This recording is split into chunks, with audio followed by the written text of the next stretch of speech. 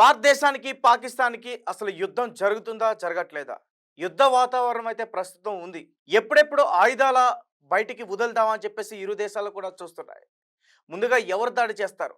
అయితే పాకిస్తాన్‌కి సపోర్ట్‌గా కొన్ని దేశాలున్నాయి. అందులో మొదటిది టర్కీ అండ్ ఇంకొకటి చైనా. ఆఫ్‌కోర్స్ బంగ్లాదేశ్ కూడా. వాళ్ళు కూడా చెప్తున్నారు. మేము ఈస్ట్ నుంచి ఇండియా పైన మేము యుద్ధం చేస్తామని. టర్కీకి సంబంధించిన నేవీలు షిప్‌లన్నీ కూడా పాకిస్తాన్‌కి చేరుకున్నాయి. ఏ క్షణానైనా సరే ఏదైనా జరగొచ్చు. అలాగే చైనా కూడా ఒక పక్క హిమాలయాల దగ్గర కారు కూతలు కూసే ప్రయత్నం చేస్తుంది. చైనా తన మిసైల్స్‌ని తీసుకొచ్చి అక్కడ ప్రయోగాలు చేస్తుంది. దానికి సంబంధించిన విజువల్స్ కూడా ఒకసారి మనం ప్లే చేసే ప్రయత్నం చేద్దాం. పక్కన ప్లే అవుతున్నాయి చూడండి. చైనాకి సంబంధించిన లిబరేషన్ పీపుల్స్ ఆర్మీ అక్కడ మిసైల్స్ ని ప్రయోగం చేస్తుంది. అంటే ఇండియాని భయపెట్టడానిక? ఒకవేళ పాకిస్తాన్ తో మీరు యుద్ధం చేస్తే ఇటు నుంచి మేము యుద్ధం ప్రకటిస్తాం, యుద్ధం చేస్తాం, ఇండియాని అంతం చేస్తామనా? మీరు ఎవరిని భయపెట్టడానికి ఈ రకంగా మీరు అక్కడ మిసైల్స్ ని ప్రయోగిస్తున్నారు? అసలు చైనా ఏంటి, టర్కీ ఏంటి, అలాగే ఈ బంగ్లాదేశ్ ఏంటి? అంటే ఈ మూడు పాకిస్తాన్ కి సపోర్ట్ చేస్తే భారత్ ని మింగేయాలని చూస్తున్నాయా? ఒకసారి దీనికి సంబంధించిన సమాచారం మనకి పూర్తిగా ఇవ్వడానికి మా ఆదిత్య లైన్లో ఉన్నారు. ఆయనతో మాట్లాడే ప్రయత్నం చేద్దాం. ఆదిత్య చెప్పండి, ఒక పక్క పాకిస్తాన్, అలాగే టర్కీ, అలాగే బంగ్లాదేశ్ ఈ మూడు కూడా పాకిస్తాన్కి సపోర్ట్ చేస్తున్నాయి. మూడు కలిసి భారతదేశంతో యుద్ధానికి సిద్ధమని కాలు దువ్వుతున్నాయంటూ కూడా ఒక వార్త వెలుగులోకి రావడం జరిగింది. అసలు ఏం జరుగుతుంది ఏంటి? రైట్ తేజ. పహల్గామ్ లో ఉగ్రదాడి తర్వాత భారత్ కి పాక్ కి మధ్య ఎటువంటి పరిణామాలు చోటు చేసుకుంటాయో మనం చూస్తూ వస్తున్నాం. సో యుద్ధ వాతావరణం అయితే నెలకొంది. ఈ నేపథ్యంలో ఉగ్రదాడి జరిగిన తర్వాత చాలా దేశాలు స్పందించాయి, భారత్ కు మద్దతు తెలిపాయి. అమెరికా కూడా, అయితే అమెరికా కాస్త తటస్థ వైఖరి అయితే పాటించిందని చెప్పుకోవాలి. అంటే రెండు దేశాలు కూడా నాకు మిత్ర దేశాలే, ఇద్దరు కూడా నాకు మిత్రులే. సో ఈ రెండు దేశాల మధ్య ఈ ప్రాబ్లం వాళ్ళే సాల్వ్ చేసుకుంటారన్నట్టు మాట్లాడారు. ఇంకా చాలా దేశాలు భారత్ కు మద్దతు తెలుపుతూ మాట్లాడడం జరిగింది. కానీ చైనా మాత్రం ఎటువంటి వ్యాఖ్యలు అయితే దీని మీద చేయలేదు. అయితే లోపాయికారిగా వాళ్ళు పాకిస్తాన్ కనీసం పహల్గామ్ లో ఆ ఉగ్ర దాడిని కూడా చైనా ఖండించలేదు. లోపాయికారిగా మాత్రం మద్దతు తెలుపుతూ వస్తుంది చైనా. అయితే మధ్యలో చైనా లీడర్స్ తో కూడా పాకిస్తాన్ లీడర్స్ భేటీ అయ్యారని చెప్పేసి కూడా అప్పుడు వార్తలు అయితే గుప్పమన్నాయి. అయితే చైనాకి భారత్ కు పడదు, ముందు నుంచే తెలిసింది. ఆల్రెడీ ఒకసారి చైనా భారత్ మధ్య యుద్ధం కూడా జరిగింది. అయితే ఇప్పుడు ఏదైతే భారత్ కి పాకిస్తాన్ మధ్య యుద్ధ వాతావరణం నెలకొందో ఈ టైంలో కొన్ని కవ్వింపు చర్యలు అయితే చైనా కూడా చేస్తుంది. అంటే చైనాలో పీపుల్స్ లిబరేషన్ ఆర్మీ అని ఒకటి ఉంటుంది. అది హిమాలయాల వద్ద ఏం చేసిందంటే లైవ్ ఫైర్ విన్యాసాలు నిర్వహించింది. ఇటువంటి అంటే యుద్ధం జరుగుతున్న ప్రచారం జరుగుతున్న నేపథ్యంలో ఇటువంటి నిర్వహించడం అనేది ఇది కేవలం కవ్వింపు చర్యలు అన్నట్టుగానే అర్థమైపోతుంది.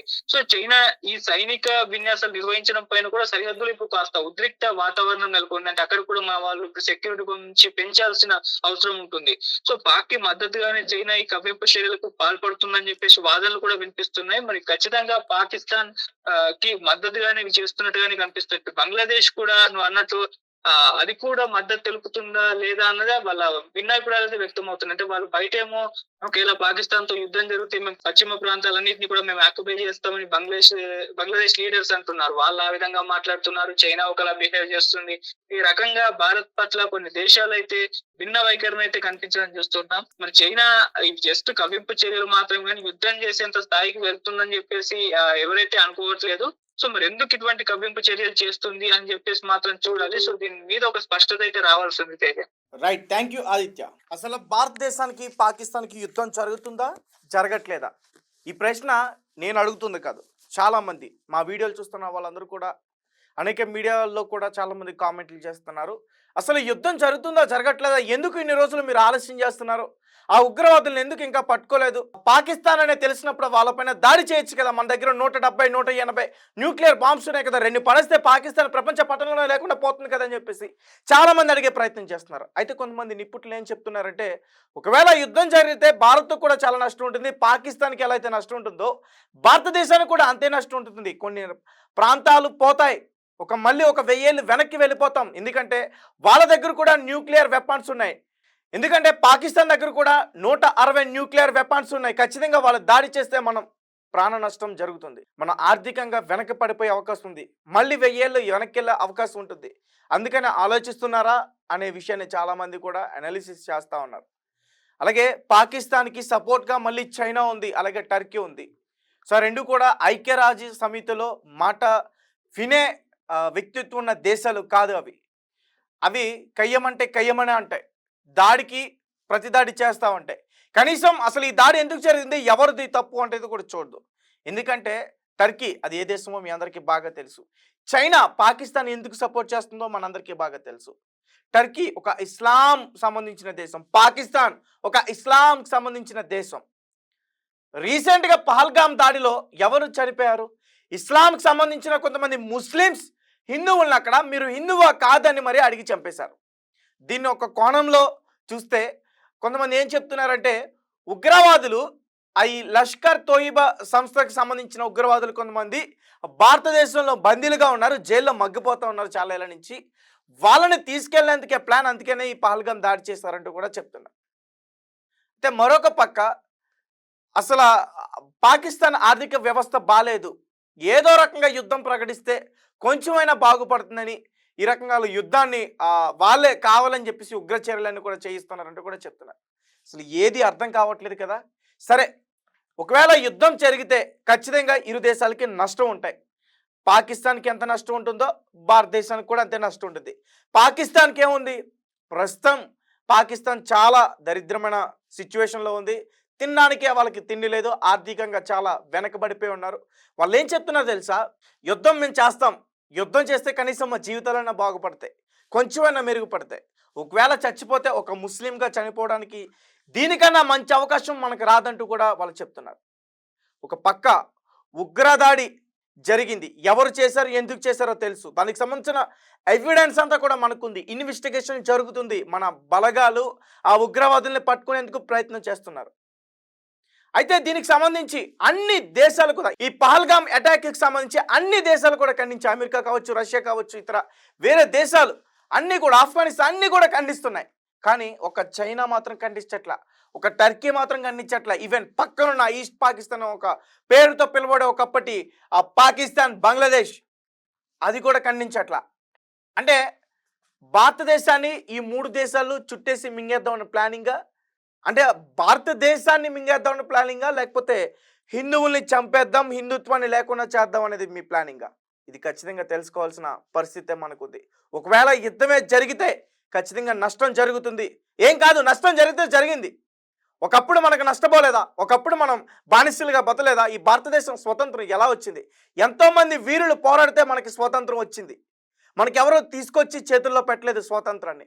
ఈరోజు భారతదేశం పైన వాళ్ళు యుద్ధం చేయట్లేదు, హిందువుల మీద వాళ్ళు యుద్ధం చేస్తున్నారు. రేపటి తరంలో భవిష్యత్తులో మన మతం బతకాలంటే ఖచ్చితంగా మనం యుద్ధం చేయాల్సిందే. ఇలానే ఊరుకుని ఉంటే ఖచ్చితంగా దాడులు జరుగుతూనే ఉంటాయి. న్యూక్లియర్ వెపన్స్ వేయనివ్వండి, ప్రాంతాలు పోనివ్వండి, ప్రాణాలు పోయినివ్వండి, ఇంతకన్నా మంచి అవకాశం రాదు ఒక హిందువుగా గర్వంగా చనిపోవడానికి. అలాంటి మూర్ఖుల్ని అంతం చేయడానికి మన ప్రాణాలు తెగించామంటే అంతకన్నా మంచి విషయం మరొకటి ఉండదు. ఖచ్చితంగా ఈ విషయంలో మాత్రం మన గవర్నమెంట్కి ఖచ్చితంగా సపోర్ట్ చేయాలి. ఎందుకంటే కొంతమంది చెప్తున్నారు ఒకవేళ పాకిస్తాన్తో యుద్ధం అయితే ఇండియాకు కూడా నష్టం ఉంటుంది, చాలామంది ప్రజలు చనిపోతారు, కొన్ని ప్రాంతాలు పాడైపోతే మళ్ళీ ఒక 1000 ఏళ్ళు వెనక్కి వెళ్ళిపోతామని. పోతే ఏమైంది? మళ్ళీ బ్రతకలేమా? మళ్ళీ సాధించుకోలేమా? మన స్వాతంత్రాన్ని తీసుకొచ్చిన ఆ వీరుల పౌరుషం మన రక్తంలో లేదా? చచ్చిపడిపోయిందా మన రక్తంలో? వాళ్ళు ఒక పక్క కాలు దూతున్నారు, తప్పు వాళ్ళ వైపు పెట్టుకుని మేము యుద్ధం చేస్తామంటూ కూడా వాళ్ళు ప్రకటిస్తున్నారు. కానీ మనం యుద్ధం చేసే అవకాశం ఉన్నా మనం ఎందుకు ఆగుతున్నాం? నో ఫస్ట్ యూజ్ పాలసీ, దీని గురించి మీకు తెలుసో లేదో, ఎందుకంటే నో ఫస్ట్ యూజ్ పాలసీ మనకుంది కాబట్టి మనం చేయకూడదు, ఫస్ట్ ఏ దాడి చేయకూడదు. కానీ పాకిస్తాన్ చేయొచ్చు, ఎందుకంటే వాళ్ళు అసలు ఐక్యరాజ్య సమితికి కట్టుబడి ఉండరు కాబట్టి. అలాగే చాలా దేశాలు కూడా ఇండియాకి పాకిస్తాన్కి అంటే మధ్యవర్తిగా ఉండి దీన్ని సైలెంట్ చేయాలని చూస్తున్నారు. ఒకవేళ సైలెంటే చేస్తే, ఒకవేళ అదే సిచ్యువేషన్ జరిగితే ఇంకా ప్రాణాలు కోల్పోతాం, ఇంకా దాడులు జరిగితే పూర్తిగా దీన్ని ఖండించాలి, దీన్ని ఎదిరించాలి, వాళ్ళని భయపెట్టాలి. భారతదేశంలోకి వాళ్ళు దొంగచాటుగా ప్రవేశించాలంటే వాళ్ళకి వణుకు ఖచ్చితంగా పుట్టాల్సిందే. కాబట్టి యుద్ధం జరగాల్సిందే. యుద్ధం జరిగితే నేను ప్రాణాలు ఇవ్వడానికి నేను రెడీ, మీరు ప్రాణాలు ఇవ్వడానికి మీరు రెడీగా ఉన్నారా? భారతదేశంలో ఎప్పుడైనా ఎక్కడైనా ఏ ప్రాంతంలో అయినా సరే వాళ్ళు అటాక్ చేయొచ్చు, మనం కూడా దాడి చేస్తాం, మర్చిపోకండి. ముందు వాళ్ళే చేయొచ్చు, కానీ తర్వాత మళ్ళీ మనం చేస్తాం. మన స్వాతంత్రం కొట్లాడి తెచ్చుకున్నాం, మన హిందువులం, మన దేశం కోసం, మన ప్రాంతం కోసం, మన మతం కోసం ఖచ్చితంగా మన రక్తాన్ని ఇవ్వాల్సిన సమయం వచ్చింది, ఇవ్వాలి. లేదంటే ఇలానే ఉంటే ఇలానే సరేలే ఏమైందిలే సిచ్యువేషన్ జరిగిపోయింది, ఆ ఉగ్రవాదులు పట్టుకుంటారు కదా, వాళ్ళకి మరణ శిక్ష వేస్తారు, ఉరి శిక్ష జరిగిపోయింది అనుకుంటే యావత్ భారతదేశంలో బతుకుతున్న సనాతనీయులు కానీ హిందువులు కానీ అత్యంత ప్రమాదం అనేది మాత్రం క్లియర్గా అర్థమవుతుంది. ఎందుకంటే ఈ విషయం కూడా నేను చెప్తా. ఈ కాశ్మీర్లో ఉన్న ఈ మిలిటెంట్స్, టెర్రరిస్ట్, ఈ ఉగ్రవాదులు కాశ్మీర్కి అంటే ఒక శనిగా వీళ్ళు దాపరించారు. అంటే వీళ్ళు భారతదేశంలో బతుకుతున్న పాకిస్తానీలకి పెంపుడు కుక్కలుగా ఉన్నారు. ఈరోజు ఇంతియాజ్ అహ్మద్ మాగ్రే అన్న ఒక వ్యక్తి ఒక నీటిలో దూకి చనిపోయాడు, ఒక నదిలో దూకి చనిపోయాడు, వేశ్యా నదులు అంటూ కూడా చెప్తున్నారు. అతను ఎవరు? అతను ఒక కాశ్మీరీ, అతను ఒక భారతీయుడు, కానీ పాకిస్తాన్కి పెంపుడు కుక్కలుగా గూఢచారిగా పనిచేస్తున్నాడు. ఈ ఉగ్రవాదులు ఎవరైతే ఉన్నారో వాళ్ళకి పూర్తిగా సహకారం అందించాడు, సమాచారం అందించాడు, వాళ్ళకి అన్నం పెట్టాడు, వాళ్ళకి అన్ని వసతులు కల్పించాడు. 26 మందిని పొట్టను పెట్టుకున్నారు. ఈరోజు కాశ్మీర్లో 26 మంది పైన వాళ్ళు అటాక్ చేయగలిగారు. రేపొద్దున ఏదైనా ఒక మనం భారీ సభ జరగవచ్చు, ఏదైనా హిందుత్వానికి సంబంధించిన కార్యక్రమం జరగవచ్చు. అలాంటి ప్లేసుల్లో బాంబులు పెడితే అప్పుడు ఎంతమంది చనిపోయే అవకాశం ఉంటుంది? ఖచ్చితంగా జరుగుతుంది. ఎందుకంటే పాకిస్తాన్కి కుక్కలు ఉన్నాయి కాబట్టి. పంజాబ్లో, రాజస్థాన్లో ప్రతి చోట కూడా గూఢచారంగా వాళ్ళు పనిచేస్తున్నారు చాలామంది. ఇప్పటికే మన ప్రభుత్వం ఆ పురుగుల్ని ఏలడానికి చాలా ప్రయత్నాలు చేస్తుంది. చాలామంది ఇంకెన్ని రోజులు అంటున్నారు. కాబట్టి ఇక్కడ ప్రభుత్వం మన గురించి ఆలోచిస్తుంది, మన దేశం గురించి ఆలోచిస్తుంది, మన ప్రజల గురించి ఆలోచిస్తుంది. ఒకవేళ యుద్ధమే జరిగితే ఖచ్చితంగా మనకి కూడా నష్టం ఉంటుందని కాబట్టి ఏ రకంగా యుద్ధం చేయాలనే ఆ పన్నాగాలు పన్నుతుంది, ప్లాన్స్ చేసుకుంటుంది. అండ్ ఇంకొకటి, చాలామంది చెప్తున్నారు మీడియా ఏమీ కవర్ చేయట్లేదు, మోడీకి సంబంధించిన మీడియా ఏమీ కవర్ చేయట్లేదని. ఇప్పుడు మనం ఏం చేస్తున్నామో, మనం ఏం ప్లాన్ చేస్తున్నామో వాళ్ళకి తెలియడం అవసరమా? మన వాళ్ళు ఇక్కడి నుంచి ఎలాంటి యుద్ధం చేస్తారో వాళ్ళకి తెలియడం అవసరమా? కాబట్టి అవన్నీ కూడా కొంచెం గోప్యంగా ఉంచే ప్రయత్నం చేస్తున్నారు. ఒక పక్క వాళ్ళు కూడా చెప్పారు, ఏ మిసైల్స్ గాల్లోకి ఎగిరినా, ఏ జెట్స్ గాల్లోకి తిరిగినా దయచేసి వాటిని వీడియోలు తీయొద్దు, ఎవరు కూడా షేర్ చేయొద్దని ముందుగా చెప్పరా. అంచేత అవి బయటకు రావట్లే. లేకపోతే మనమేమి వాళ్ళలాగా విన్యాసాలు చేసి, వాళ్ళలాగా షోలు చేసి పెట్టుకునే ప్రయత్నం చేయట్లేదు. ఇంతకుముందు మన పైన దాడి చేస్తే వాళ్ళపైన మనం ఎటువంటి సర్జికల్ స్ట్రైక్ చేసామో మీరు మర్చిపోయారా? ఆ ఉగ్రవాదులను ఏం చేసామో మీరు మర్చిపోయారా?